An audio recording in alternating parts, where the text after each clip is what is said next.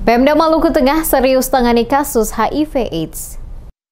Kasus pengidap dan kematian orang dengan HIV atau ODHIV di Kabupaten Maluku Tengah menjadi perhatian serius Dinas Kesehatan setempat. Kepala Dinas Kesehatan Kabupaten Maluku Tengah, Salul Iksan, dalam keterangannya mengatakan, data yang dimiliki oleh Dinas Kesehatan Maluku Tengah sejak tahun 2020 tercatat sebanyak 41 kasus baru dengan 6 orang dinyatakan meninggal akibat HIV atau ODHIV di Kabupaten Maluku Tengah. Kasus kematian orang dengan HIV menjadi perhatian khusus pemerintah Kabupaten Maluku Tengah. Data yang diperoleh dari Dinas Kesehatan setempat mencatat pada tahun 2021 terdapat 32 kasus baru dan 2 orang dinyatakan meninggal. Pada tahun 2022 kasus kematian ODHIV meningkat menjadi 12 dari total 42 kasus ODHIV. Sementara pada tahun 2023 data per bulan Juli mencatat 41 kasus ODHIV dengan 2 kematian. Menurutnya, Kabupaten Maluku Tengah masuk dalam daerah resiko HIV karena berdekatan dengan Kota Ambon, serta wilayah Maluku Tengah yang memiliki kasus cukup tinggi, terutama di Kecamatan Lehitu, Lehitu Barat, dan Kecamatan Salahutu.